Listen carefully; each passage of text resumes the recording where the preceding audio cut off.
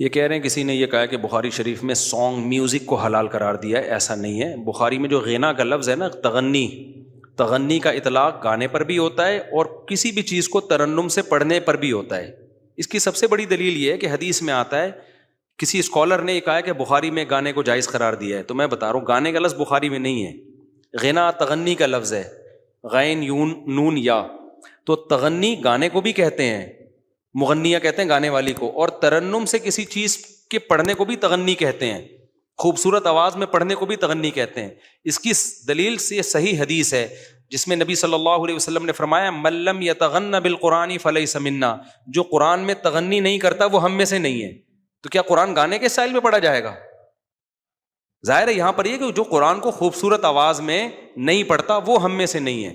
تو ترنم کے ساتھ اشعار پڑھنا یا ترنم کے ساتھ اچھی خوبصورت آواز سے ایک لے میں اور سر میں کوئی چیز پڑھنا وہ بھی تغنی کہلاتا ہے. باقی گانا بالکل ایک ڈیفرنٹ چیز ہے. اگر پھر بھی سمجھ میں نہ آئے نا، تو اگر یہ کام جائز ہوتا تو صحابہ کے دور کے کسی مشہور گلوکار کا نام بتا دیں آپ. پھر کیا خیال ہے بھائی؟ جیسے لوگ ہم سے الجھتے ہیں کہ قوالی جائز ہے، صحابہ کے کسی دور کے کسی مشہور قوال کا نام بتائیں آپ. آپ کہہ سکتے ہیں کہ نہ ہونا اس کی دلیل تو نہیں ہے نا کہ ناجائز ہے. بھائی ناجائز نہیں تھا لیکن اتفاق سے نہیں تھا ان میں کوئی مشہور گلوکار. تو اس کا جواب یہ ہے کہ جس چیز کا داعیہ ہو، جس چیز کی سوسائٹی میں طلب ہو، پھر بھی وہ چیز اس سوسائٹی میں نہیں ہے، تو اس کی علامت ہے یہ اللیگل ہونے کی وجہ سے نہیں ہے.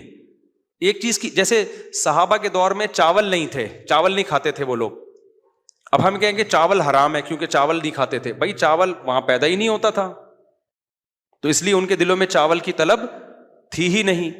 لیکن ایک چیز کی طلب ہو پھر بھی وہ چیز نہیں کھائی جا رہی تو اٹ مینس کہ اس کو ناجائز سمجھا جاتا تھا. موسیقی ایک ایسی چیز ہے کہ ہر سوسائٹی میں اس کی طلب ہوتی ہے، تبھی دنیا کے ہر سوسائٹی میں ہمیشہ سے گلوکار بھی رہے ہیں، گانے بجانے کے آلات بھی رہے ہیں، گانے بجانے والے لوگ بھی رہے ہیں. عرب میں بھی تھے. غزوہ بدر میں جب مشرکین مکہ آئے ہیں تو گانے بجانے والیاں اپنے ساتھ لے کر آئے ہیں موٹیویشن کے لیے، اور موسیقی کے آلات بھی ہیں.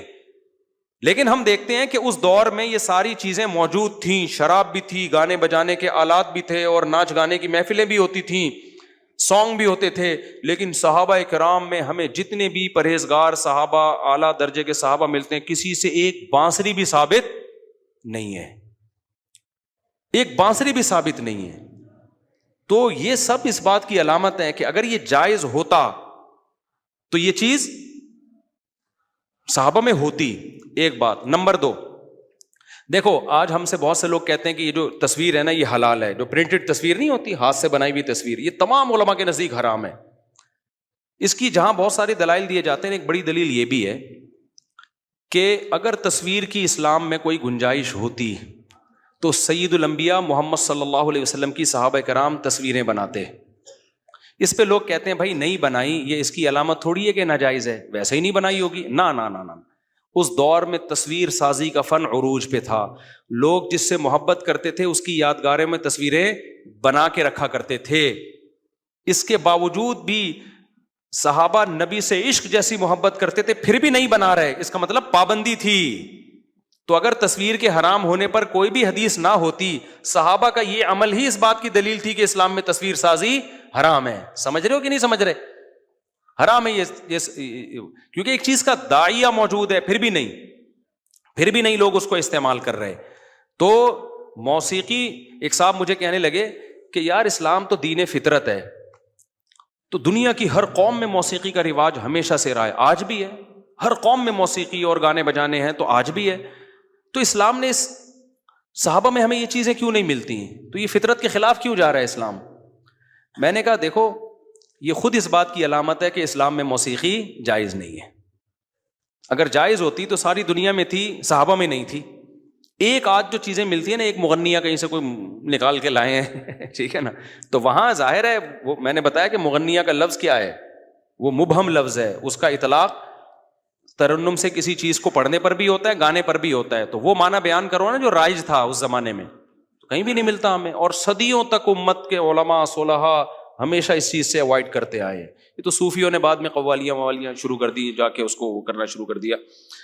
تو کچھ طبقہ ایسا رہا ہے جس نے موسیقی کو جائز بھی کہا، لیکن اس کی علماء صلحاء اور جو بڑے فقہاء تھے انہوں نے ان کو اگنور کیا, انہوں نے سنی نہیں ان کی, کیونکہ لوگ حوالہ دے سکتے ہیں فلاں مفتی نے جائز لکھ دیا, فلاں مفتی, تو وہ تو شاذ اقوال تو ہر دور میں ملتے ہیں ہمیں, ان کو لفٹ نہیں کرائی جاتی.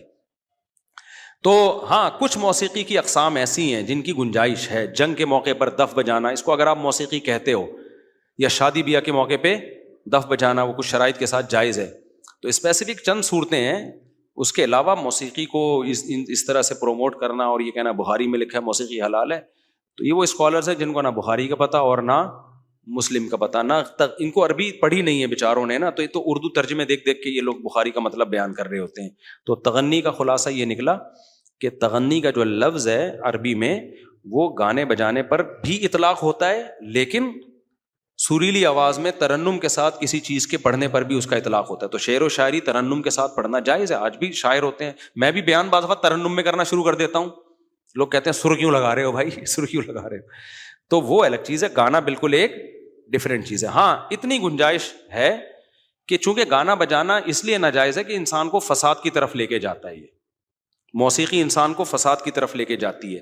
تو اگر میاں بیوی ایک دوسرے کو کوئی پرانا سڑا ہوا گانا سنا رہے ہیں, سڑا ہوا میں نے ایسے ہی لگا دیا اس میں, کیونکہ پرانے گانے لوگ کہتے ہیں سڑے ہوئے ہوتے تھے, تو کوئی میاں بیوی اگر ایک دوسرے کو سنا رہے ہیں بغیر موسیقی کے گانا, تو اس کی گنجائش ہے, کیونکہ میاں بیوی کے اصول اللہ نے دوسروں سے کیا رکھے ہیں, کیونکہ اس سے ان کے درمیان محبت بڑھتی ہے. فلم نہ دیکھنا شروع کر دیں, کہیں فلم دیکھ رہے ہیں کہ جی ہماری محبت بڑھے گی, وہ حرام سری حرام کر کے محبت بڑھنا, وہ حرام کام, تو اللہ سے محبت نہیں بڑھے گی, پھر نفرت, اللہ نفرت کرے گا آپ سے.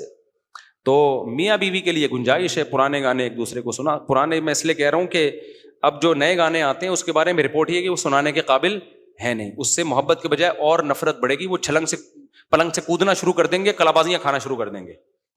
پرانے گانوں کی شاعری ہوتی تھی بڑی بامانہ, کیونکہ اردو بڑی خاندانی زبان ہے, تو پرانے گانے اگر کوئی اپنی بیوی کو سنا دے یا بیوی شوہر کو سنا دے, تو اس میں شاعری ہے, اس میں جو ہے اچھے بڑے زبردست الفاظ ہوتے ہیں, کوئی بےہودگی بھی نہیں ہوتی جیسے آج کل گانوں میں آ رہی ہے. آپ کہتے ہیں, لوگ کہتے ہیں پھر آپ گانے سنتے ہیں, میں نہیں سنتا گانے الحمدللہ, لیکن چلتے پھرتے سنائی تو دے دیتے ہیں نا, کہیں بھی کوئی بندہ تھرک رہا ہو تو پتہ چل جاتا ہے کوئی گانا لگا ہوا ہے. تو ان کی ایک بامانہ شاعری ہوا کرتی تھی, تو کوئی شوہر اپنی بیوی کو سنا دے, بیوی شوہر کو سنا دے, تو یہ کوئی ایسی چیز نہیں ہے. لیکن کمبخت بیوی کو کہاں سنائے گا, اتنا نیک مارکیٹ سے کیا چل رہا ہے, وہ گرل فرینڈ کو سنائے گا, ٹھیک ہے نا, پٹانے کے لیے گانے کا آپشن استعمال کر. جب شادی ہو گئی تو اس کو سنا کے کیا کرنا ہے, گانے آواز ہی نہیں نکلتی, وڑ جاتی ہے وہیں پہ. تو اس کی مثال ایسے جیسے لوڈو کھیلنا اور کیرم بورڈ کھیلنا, ہم کہتے ہیں ٹائم ویسٹنگ ہے. میاں بیوی کے اصول کچھ اور اللہ نے رکھے ہیں نا, تو یہ ٹائم ویسٹنگ ہے نا کیا. لیکن بیگم کے ساتھ لوڈو کھیلو, کیرم بورڈ کھیلو, یہ ٹھیک ہے بھائی, کسی طرح سے اس کے ساتھ ٹائم پاس کرو. اور یہ حدیث سے ملتا ہے, میں اپنی طرف سے نہیں کہہ رہا. نبی صلی اللہ علیہ وسلم نے فرمایا کل لہو باطل, ہر کھیل کیا ہے, باطل ہے, یعنی جو بھی ٹائم ویسٹ کروا رہا ہے آپ کا بلا وجہ. لیکن آپ نے فرمایا زوجہ, میاں بیوی کے ایک دوسرے کے ساتھ ٹائم ویسٹ کرنا, یعنی حدیث کا ترجمہ تو ہے کھیل کود, لیکن میں اس کا یعنی مفہوم پیش کر رہا ہوں. جیسے آپ ادھر ادھر بیٹھے بلا وجہ کی گپ شپ لگا رہے ہو, ٹائم ویسٹ ہے نا, غلط ہے. لیکن بیگم کے ساتھ بلا وجہ کی گپ شپ لگاؤ تو یہ ثواب ہے, اس کو ٹائم ویسٹنگ نہیں کہیں گے. وجہ اس کی ہے کہ بیگم کے ساتھ بیٹھ کر کارآمد باتیں کرنا شروع کر دی تو پھڈا ہوگا آپ کا بیٹھ کے پھر تھوڑی دیر میں. لیکن ادھر ادھر کی گپیں مارتے رہو, تو یہ تو ہمارے نبی صلی اللہ علیہ وسلم سے بھی ثابت ہے. آپ صلی اللہ علیہ وسلم اپنی ازواج سے قصے کہانیاں بھی سنا کرتے تھے, حالانکہ آپ کا وقت کتنا قیمتی تھا. تو یہاں شریعت نے اس لیے حلال کر دیا بھائی, اس سے فائدہ کیا ہے, بہت ہے. محبت بڑھے گی نا, محبت بڑھے گی تو دونوں کی توجہ ایک دوسرے کی طرف رہے گی, بچوں کی تربیت اچھی ہوگی, تمیز سے ہنسی خوشی زندگی گزاریں گے, ورنہ ایک دوسرے پہ بیلن پھوڑ پھوڑ کے سر پھاڑ دیں گے ایک دوسرے کا, جو کہ مارکیٹ میں ہو رہا ہے. تو گرل فرینڈ کو گانے نہ سنایا کریں, بہت زیادہ اپنی ٹھڑک گانوں کی نکالنی ہے تو کہاں سنا دیں بیگم کو, لیکن آواز اس کے لیے ایسی ہو کہ وہ سننے کے قابل ہو. ایسا نہ ہو بیگم کا کیسٹ چینج کرو, ٹھیک ہے نا, تو کیسٹ چینج نہ ہو. تو وہاں تک گنجائش ہے, ادروائز یہ گانے سننا اور سنانا یہ شریعت میں پسندیدہ کام نہیں ہے, کیونکہ ایک تو صحابہ کرام نے یہ نہیں کیا, دوسرا یہ چیزیں آگے چل کے فساد کا ذریعہ بنتی ہیں. بریکیں تھوڑی لگتی ہیں, آج پرانے گانے سن رہے ہیں, کل تھوڑے سے آگے جائے گا, پھر تھوڑا سا اور آگے جائے گا. تو گانے سے ہی تو یہ جتنا سوسائٹی خراب ہوئی ہے اس کی, اور پھر گرل فرینڈ کو سنانا شروع کر دیتے ہیں, اس سے سننا شروع کر دیتے ہیں, تو یہ سب چیزیں فساد